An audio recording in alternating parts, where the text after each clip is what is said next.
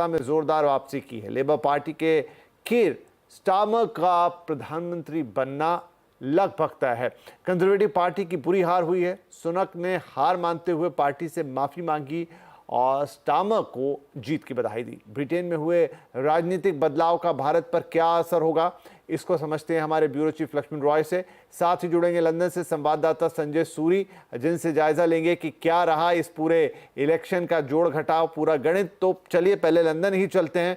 संजय, क्या अपडेट है? चुनावी तस्वीर तो पूरी तरह से बदल गई है। हालांकि आप रोज कह रहे थे कि ये साफ है कि सुनक ये चुनाव नहीं निकाल पाएंगे, हालांकि उनकी खुद की कुर्सी बच जाए उतना काफी है, उनकी सीट बच जाए तो चलिए वो बचा ले गए। लेकिन लेबर पार्टी की सत्ता में वापसी और बड़ा बदलाव 14 साल बाद।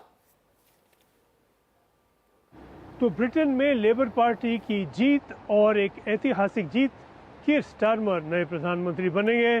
अब वो बकिंघम पैलेस जाएंगे और किंग चार्ल्स उन्हें न्योता देगा नई सरकार बनाने के लिए। उधर ऋषि सुनक भी किंग चार्ल्स के पास जाएंगे सरकार का इस्तीफा देने के लिए। ऋषि सुनक को अब इसके बाद कंजर्वेटिव पार्टी के नेतृत्व से भी इस्तीफा देना पड़ेगा। जो नेता पार्टी को इस तरह हराए, पार्टी उसे क्षमा नहीं करती। पॉलिटिक्स में सुनक का करियर समझिए अब लगभग समाप्त। लेकिन वो अपनी सीट तो जीत चुके हैं, तो कम से कम पार्लियामेंट में एमपी बनकर तो रहेंगे। कीर स्टारमर के लिए, लेबर पार्टी के लिए आगे बहुत बड़ी चुनौती, मुख्य तौर पर इकोनॉमी को संभालना और आगे बढ़ाना।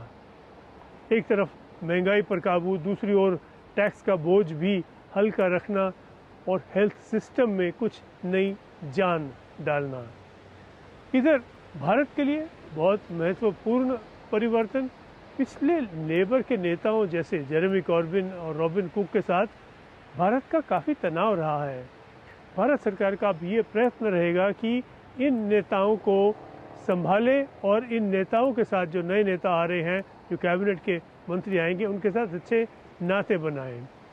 भारत के खिलाफ स्टारमर ने कुछ कहा नहीं है, कोई आलोचना नहीं की, तो संभावना है कि नाते भारत और लेबर पार्टी की सरकार के बीच अब अच्छे बन सकते हैं। चलिए, उम्मीद तो हम भी यही करेंगे कि नाते बेहतर हो लेबर पार्टी और भारत के बीच। लक्ष्मण रॉय हमारे साथ हैं, उनसे बात करते हैं। लेबर पार्टी के आने से लक्ष्मण, भारत ब्रिटेन के रिश्तों में क्या बदलाव होगा? Free trade agreement, visa issues, इन सब पर किस तरीके का असर दिख सकता है? यूके में जो सत्ता परिवर्तन हुआ है वो भारत के कारोबारी लिहाज से 3 पहलुओं पे काफी महत्वपूर्ण है। पहली बात कि भारत की कोशिश पिछले कुछ महीनों से ये रही है कि यूके में वीजा नियमों में ढील दिया जाए, खासतौर से इंडिया यंग प्रोफेशनल स्कीम जो है उनकी शर्तों में ढील दिया जाए। यूके के आईटी और फाइनेंशियल सेक्टर में बड़ी संख्या में लोग भारत से जाते हैं वहां पर नौकरी करने के लिए। इन शर्तों में ढील देने से इन रोजगार पाने वाले लोगों के लिए काफी सहूलियत होगी। एक कंपनी से दूसरी कंपनी में ट्रांसफर कर पाना आसान होगा, पेंशन के लिए ज्यादा शर्तें आसान हो जाएंगी।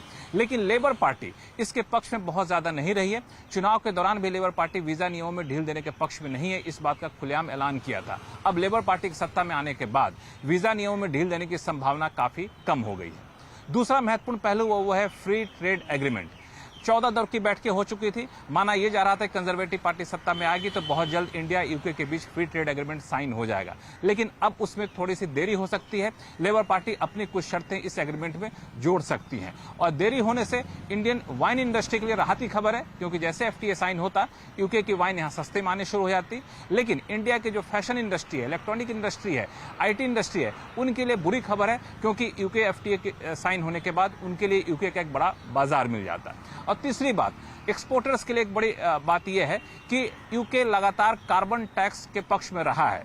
कंजर्वेटिव पार्टी शायद इसमें कुछ रियायत दे देती अगर वापस सत्ता में आती तो, लेकिन लेबर पार्टी कार्बन टैक्स को सख्ती से लागू करने के पक्ष में है। यानी जो लोग यूके में एक्सपोर्ट करते हैं वो पर्यावरण का ख्याल रखते हैं कि नहीं रखते हैं। अब लेबर पार्टी की सत्ता में आने के बाद कार्बन टैक्स को लेकर जो नरमी की उम्मीद थी शायद वो भी टलती जा रही है। लेकिन इन सब के बीच ये नहीं भूलना चाहिए कि यूके आसानी से भारत जैसे बड़े बाजार को नहीं छोड़ेगा, क्योंकि ताइवान और जापान का उदाहरण उसके सामने है कि भारत के बाजार में उनको कैसे फायदा हुआ है। तो कुछ शर्तों के साथ मुझे लगता है कारोबारी रिश्ते वापस बेहतर करने की कोशिश नई सरकार की जरूर रहेगी। जी, बहुत शुक्रिया इस अपडेट के लिए लक्ष्मण। और तो अब सत्ता में परिवर्तन 14 साल बाद ब्रिटेन में, और भारत के लिए उसके अलग अलग मायने। आगे बढ़ते हैं, आज बाजार की बात कर लेते हैं। आखिरी घंटे में बाजार ने शानदार आज कमबैक किया। आज बाजार निचले स्तरों से सुधर कर बंद हुआ। सेंसेक्स 53 पॉइंट गिरकर 89,997 पर, तो निफ्टी 22 पॉइंट चढ़कर 24,324 पर बंद हुआ है। वहीं मिड और स्मॉल कैप इंडेक्स आज रिकॉर्ड ऊंचाई पर बंद होने में कामयाब रहे हैं। आज के बाजार में सबसे ज्यादा खरीदारी तेल और गैस, एनर्जी, इंफ्रा शेयरों में देखने को मिली। इसके अलावा पीएससी, फार्मा, एफएमसीजी इंडेक्स भी बढ़त पर बंद हुए। तो वहीं आज बैंकिंग शेयर्स में सबसे ज्यादा दबाव देखा गया। कारण साफ था, एचडीएफसी बैंक जो पिछले कई दिनों से हीरो था, वो आज थोड़ा अपनी उस पोजीशन से खिसकता हुआ नजर आया, जिसका असर पूरे बैंकिंग सेक्टर पर पड़ता हुआ दिखाई दिया। 4.5% से ज्यादा गिरकर एचडीएफसी बैंक आज बंद हुआ है। केमिकल सेक्टर में हालात बेहतर हो रहे हैं, ये कहना है मार्केट एक्सपर्ट सुदीप बंदोपाध्याय का। वहीं साथ ही सुदीप बंदोपाध्याय ने फार्मा कंपनियों में निवेश की बेहतर संभावनाएं बताई है। फार्मा में ओवरऑल हमारा व्यू पॉजिटिव है और इसमें डोमेस्टिक फोकस्ड फार्मा कंपनीज जैसे मैनकाइंड, वहां पे हम लोग बहुत पॉजिटिव है, वहां पे खरीदारी की सलाह भी दे रहे हैं। लुपिन पे एक कल रिपोर्ट आया था और अगर आपने ध्यान दिया होगा उसमें बोला गया है कि उनका यूएस का बिजनेस में अच्छा तगड़ा ग्रोथ आएगा आने वाले दिनों में। लुपिन में खरीदारी की जा सकती है। इसके अलावा कुछ कंपनीज ऐसे हैं जो कि एपीआई कंपनी से फॉर्मुलेशन कंपनी की तरफ ट्रांजिशन कर रहे हैं, जैसे ग्रेन्यूल्स, यहाँ पे भी खरीदारी की हम सलाह दे रहे हैं। एग्रो केमिकल्स पे भी ध्यान देना चाहिए, पर्टिकुलरली कंपनीज लाइक यूपीएल। बहुत पिटाई हुआ है, बहुत नीचे था और परफॉर्मेंस भी ठीक नहीं था, पर आने वाले दिनों में हमको ये ध्यान में रखना पड़ेगा, ये दुनिया का चौथा या पांचवा बड़ा एग्रोकेमिकल कंपनी है, ग्लोबल बिजनेस है और एग्रीकल्चर ठीक ठाक होने के साथ साथ इंडिया एंड वर्ल्ड में इसका भी प्रोडक्ट्स के डिमांड बढ़ेंगे। और एक लेवल पे यूपीएल अभी भी कोट कर रहा है जहां पे वैल्यूएशन के लिहाज पे अट्रैक्टिव है, पर ये सारे लॉन्ग टर्म निवेशक के लिए सही है। शॉर्ट टर्म में यहाँ पे खरीदारी की सलाह नहीं देंगे। कमजोर Q1 कारोबार अपडेट के बाद एचडीएफसी बैंक में 4% से ज्यादा का आज, जैसा हमने कहा, दबाव रहा। Q1 अपडेट और ब्रोकर्स बताने के लिए, ब्रोकर्स की क्या राय बताने के लिए जुड़ रहे हैं हमारे सहयोगी यतिन मोहता। तो यतिन, आज एचडीएफसी बैंक ने करीब 4.5% का गौता खाया और रीजन बीइंग की जो एक अपडेट्स आ रहे हैं, जो शायद में भी क्वार्टरली रिजल्ट में भी रिफ्लेक्ट होंगे, और वहीं से ये थोड़े से डाउट्स आने शुरू हुए और आज का ये डाउनफॉल क्या है, इस पर और डिटेल्स। काफ़ी कमज़ोर आया है और एचडीएफसी बैंक की बात करें, जो Q1 अपडेट आया है उसके बारे में चर्चा करें तो डिपॉजिट ग्रोथ जो है वो बिल्कुल फ्लैट आई है सिक्वेंशियल बेसिस पे। इसका मतलब ये है कि जो करीब करीब 23-24 अरब के आसपास की जो इनकी डिपॉजिट्स थी उतने ही स्तर पे रही हैं। इनफैक्ट एक बड़ी झटके की बात यह है कि जो कासा डिपॉजिट्स हैं वो 5% सिक्वेंशियली कम हुए। कासा मतलब क्रेडिट जो अपना करंट अकाउंट है और सेविंग अकाउंट है, इनकी जो डिपॉजिट्स है वो 5% घटी हैं। बाजार मान के चल रहा था कि यहाँ अच्छी ग्रोथ आ सकती है, लेकिन कहीं ना कहीं एचडीएफसी बैंक ने इस फ्रंट पे डिसअपॉइंट किया है। इसके अलावा अगर हम एडवांसेस की भी बात करें तो यहाँ आपको लगभग आधे % का डिक्लाइन देखने को मिला है। क्यूओक्यू बेसिस पे सेविंग डिपॉजिट्स गिरी हैं और क्रेडिट डिपॉजिट रेशियो भी है जो सिक्वेंशियली एक्सपेक्ट थोड़ा इंप्रूव हो जाए, वहाँ भी आपको कुछ खास बदलाव आता हुआ नहीं देखने को मिल रहा है। तो इसके लिए आपको स्टॉक में थोड़ी बहुत नरमी देखने को मिल रही है, क्योंकि एक्सपेक्टेशंस के विरुद्ध में आपको ये डिपॉजिट और दूसरा क्वार्टरली अपडेट डेटा आता हुआ नज़र पड़ा है। ब्रोकरेजेस की माने तो नोमुरा न्यूट्रल है, यहाँ 1660 के टारगेट के साथ। इनको लगता है कि जो कासा रेशियो है उसकी जो डिक्लाइन है वो काफ़ी अलार्मिंग है और ग्रॉस AUM प्रोफॉर्मा बेसिस पे भी कहीं ना कहीं अनुमान के हिसाब से नहीं है। मॉर्गन स्टैनली और CLSA की ओवरवेट कॉल है। मॉर्गन स्टैनली का टारगेट है 1900 रुपये, CLSA का टारगेट है 1725 और कहीं ना कहीं ये जो आपको Q1 सीजनली वीक दिखाई पड़ रहा है उसके चक्कर में आज स्टॉक की जो है आज सेलिंग प्रेशर देखने को मिल रही है। लगभग 4% नीचे अभी एचडीएफसी बैंक लगभग अपने डेज लो पे कारोबार करता हुआ। ठीक है, ये तो एक बात हुई। इधर बाजार में डिफेंस शेयरों में जोरदार तेजी रही। डिफेंस शेयर रुकने का नाम नहीं ले रहे हैं। डिफेंस शेयरों में आखिर क्या चल रहा है, ये भी यतिन से पूछ लेते। तो यतिन, डिफेंस शेयरों में अचानक, मतलब अचानक तो नहीं कहूंगा, लेकिन एक अरसे से एक जो तेजी है और वो अभी भी बरकरार है, क्या इसका एनालिसिस है, क्यों है और आगे के क्या आउटलुक्स है? आपको बार बार दिखता है कि ये डिफेंस स्टॉक्स रुकने का नाम ही नहीं ले रहे हैं। ऑब्वियसली डिफेंस मिनिस्टर के जो बयान आए उसके बाद आप कह सकते हैं कि डिफेंस स्टॉक्स में एक नई जान आई है। उन्होंने रीट्रेट किया कि अभी भी जो डिफेंस प्रोडक्शन टारगेट है और जो एक्सपोर्ट टारगेट्स हैं वो इंटैक्ट है। इनफैक्ट उन्होंने आगे जाके 50,000 करोड़ का एक बड़ा लक्ष्य रखा है डिफेंस कंपनीज में कि आने वाले 2-3 वित्त वर्षों के बाद 50,000 करोड़ का लगभग एक्सपोर्ट आप होते हुए देखेंगे। इनफैक्ट अगर जो आंकड़े आप देखें और जो उन्होंने ट्विटर पे भी जानकारी दी है वो ये दी है कि जो डिफेंस कंपनियां हैं उनका जो FY24 का प्रोडक्शन है वो लगभग 17% बढ़ा है और 1.25 लाख करोड़ के पार ये प्रोडक्शन आपको जाता हुआ नज़र पड़ा है। तो जहाँ तक कि मेक इन इंडिया प्रोग्राम का सवाल है, सबसे सक्सेसफुल प्रोग्राम जो है वो डिफेंस कंपनीज के लिए रन होता हुआ दिखाई दिया है, क्योंकि ये एक सेक्टर था जहाँ इंडिया बहुत ज़्यादा एक्सपोर्ट करता था और अब मेक इन इंडिया के बाद जो डोमेस्टिक प्रोडक्शन को इम्पेटस मिला है उसके कारण सीधी तरीके से डिफेंस कंपनीज को लिस्टेड हो अनलिस्टेड हो सबको फ़ायदा मिलता हुआ नज़र पड़ा है। इनफैक्ट गवर्नमेंट का ये भी कहना है, खास करके डिफेंस मिनिस्टर का, कि सरकार जो है कमिटेड है एक कंड्यूसिव एनवायरनमेंट क्रिएट करने के लिए, एक ग्लोबल लीडिंग हब बनाएगा इंडिया को डिफेंस के प्रोडक्शन और डिफेंस की रिसर्च के क्षेत्र में। तो कहीं ना कहीं इसको लेके पूरा का पूरा पैक एक्साइटेड है। इनफैक्ट आप पिछले 1 साल का परफॉर्मेंस देखें इंडिया डिफेंस निफ्टी का, तो यहाँ आपको पता चलेगा कि 2 से 3 गुना लोगों ने पैसे कमाए हैं। 3 ईयर CAGR अगर आप उसको गिन लें तो पिछले 1 साल में भी आप देखें तो 70-80-100% जितना ये डिफेंस इंडेक्स ऊपर जाता हुआ आपको नज़र पड़ा है। ब्रोकरेजेस की कहें तो 2 स्टॉक्स जो उनके कवरेज में है उनके बारे में बात करें तो BHEL, BEL, HAL इन सब कंपनीज में आपने डिफेंस का एक एंगल देखा है। BL की बात करें तो FY24-26 में डबल डिजिट रेवेन्यू ग्रोथ होना चाहिए जेफरीज के हिसाब से, और HAL की बात करें तो यहाँ एक्सपोर्ट विजिबिलिटी भी बढ़ रही है और उनकी जो रीसेंट रिपोर्ट आई थी HAL में हिंदुस्तान एरोनॉटिक्स पे, यहाँ इन्होंने अपना EPS अनुमान भी पहले से लगभग 18% के ऊपर रिवाइज कर दिया। तो हाँ एक्साइटमेंट है पूरे के पूरे स्पेस में। और आपको पता ही है थोड़े दिनों पहले मोतीलाल ओसवाल का एक डिफेंस फंड आया था, एक पैसिव फंड है जो डिफेंस की निफ्टी को ट्रैक करेगा और वहाँ भी 1500-1600 करोड़ से ज़्यादा का कलेक्शन हुआ है। तो वो भी पैसा इंक्रीमेंटली फंड साइड से सारे के सारे डिफेंस काउंटर्स में लगता हुआ नजर पड़ रहा है। जी शुक्रिया यतिन।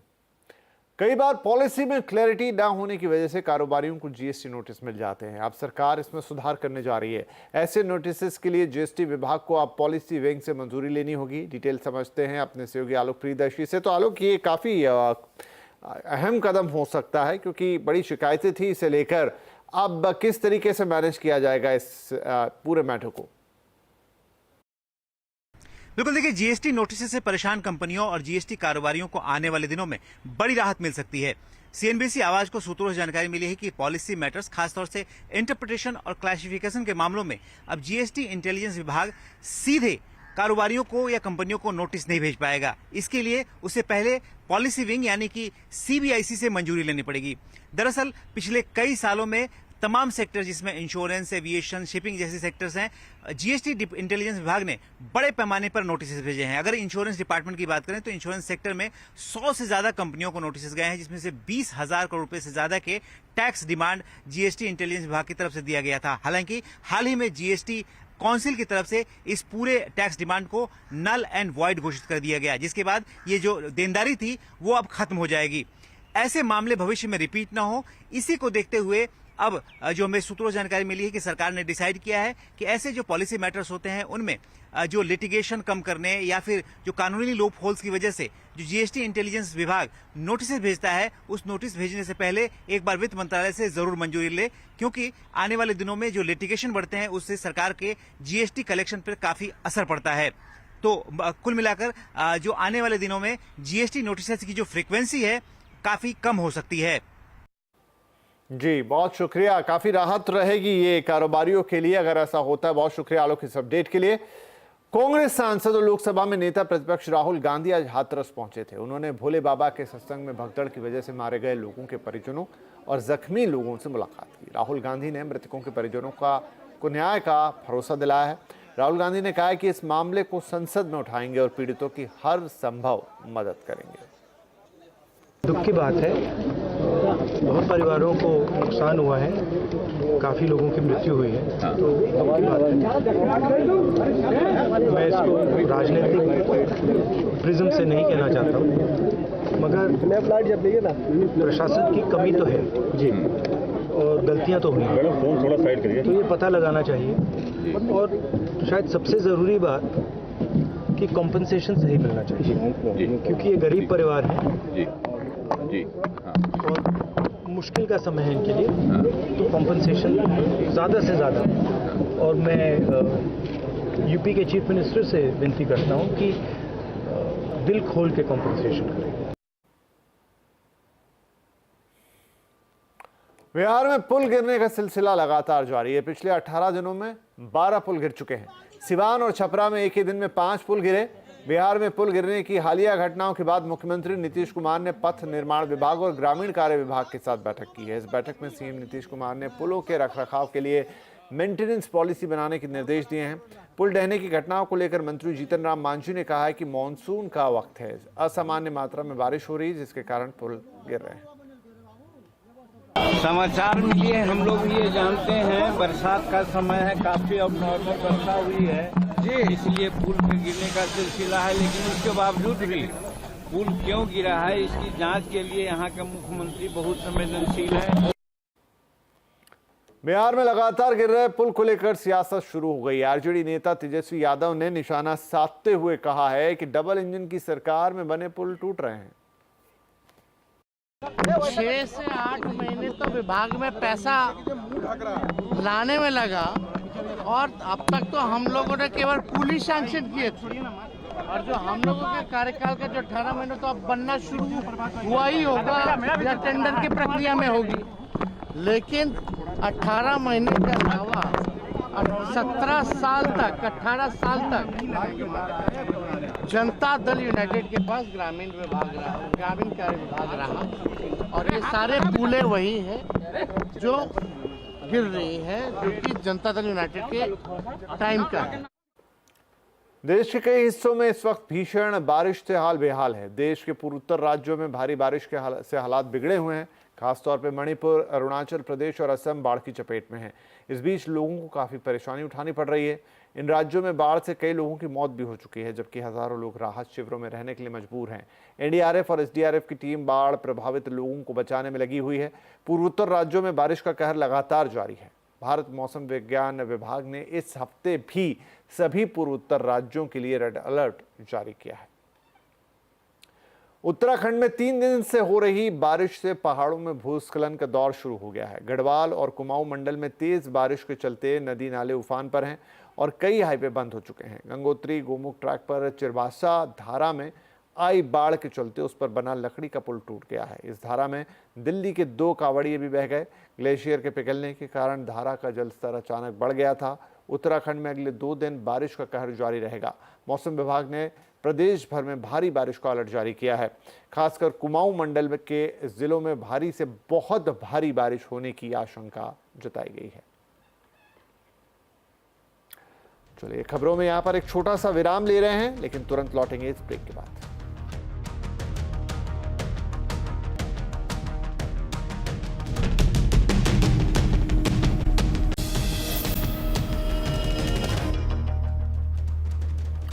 छब्बीस जुलाई से पेरिस ओलंपिक का 2024 शुरू हो रहे हैं। इस बार भारतीय टीम टोक्यो ओलंपिक 2020 से बेहतर प्रदर्शन करेगी। प्रधानमंत्री नरेंद्र मोदी ने आज पेरिस ओलंपिक में भाग लेने वाले भारतीय खिलाड़ियों से बातचीत की। पीएम मोदी ने भारतीय एथलीट्स को ओलंपिक में शानदार प्रदर्शन के लिए प्रेरित किया। साथियों, मैं आज तो ज़्यादा समय नहीं लेता हूं आपका, क्योंकि वो आप जाने के मूड में होंगे और जीतने के मूड में होंगे, और मैं आपका जीत करके वापस आ होंगे तब स्वागत करने के मूड में हूँ। कैसे हो सर? मैं वैसा ही हूँ। तेरा चूरमा अभी तक आया नहीं। चूरमा लेके आएंगे सर इस बार। पिछली बार वो दिल्ली में चीनी वाला चूरमा था, आपको हरियाणा का वही तो। और नहीं, मुझे तेरी बाघ के हाथ का चूरमा खाना है। पक्का सर। सेलिब्रिटी हिना खान को स्टेज 3 ब्रेस्ट कैंसर की खबर ने सबको चौंका दिया है, लेकिन सच्चाई तो यही है कि किसी को भी ब्रेस्ट कैंसर हो सकता है। जानिए ब्रेस्ट कैंसर के क्या हैं लक्षण, कारण और इलाज। इस पर विस्तार से करेंगे बात आज कंज्यूमर अड्डा में शाम 5:57 पर। ब्रेस्ट कैंसर जागरूकता है जरूरी।